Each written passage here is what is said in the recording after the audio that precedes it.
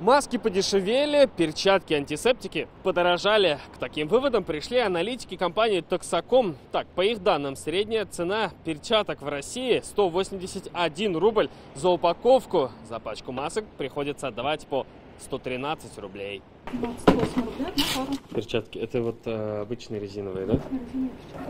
За маску в этой аптеке просят ровно в 2 раза меньше – 14 рублей. Упаковка антисептика – 88 рублей минимум. Сколько все это стоило раньше, фармацевты здесь не помнят. 10 штук стоит 80 рублей. В этой аптеке Кировского района цена ниже. По словам продавца, раньше такая же упаковка стоила на 8 рублей дороже. Ценник на антисептик не изменился. Хлоргексидин, раствор хлоргексидина. А он почем? Он 22 рубля.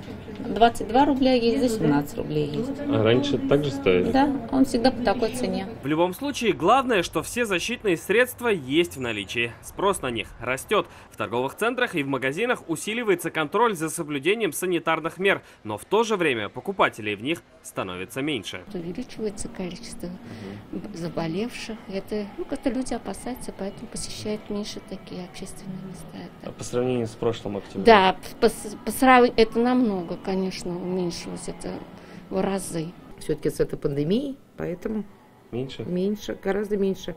Здесь мы как-то выезжали за счет еще этих гостей. Сейчас все равно меньше народ ездит. Это за счет туристов, да. Эти слова подтверждают аналитики. По их данным, поток людей в казанских торговых центрах осенью снизился на 22%. Это минус каждый 5-й покупатель. Хотя в отдельных магазинах количество клиентов еще держится на высоком уровне. Как мы 15 июля полноценно открылись, наши клиенты радуют нас своим посещением. То есть в сентябре, в октябре меньше? Я не могу сказать, что стало меньше, но вы видите сами, да, у нас клиенты есть. Некоторым покупателям до сих пор приходится напоминать о масках, хотя при разговоре все понимают. К масочному режиму отношусь положительно, потому что в данной ситуации мы должны беречь свою жизнь и здоровье окружающих. Это реальная ситуация, она, не просто выдуманная, то есть она реальная, потому что и знакомые переболели, и коллеги переболели. Я живу в США, например, и там все носят маски. И для меня это дико смотреть, когда люди без маски. И тут важно не относиться к простым истинам формально. Все же маски, перчатки и дезинфицирующие средства в аптеках в наличии есть, и ценники на них пока не назовешь недоступными. Салават Ухмадуллин, Рамзиль Гарипов, ТНВ, Казань. Наша рука помощи вашему бизнесу. Антикризисные предложения. Телефон 843 5 705 100.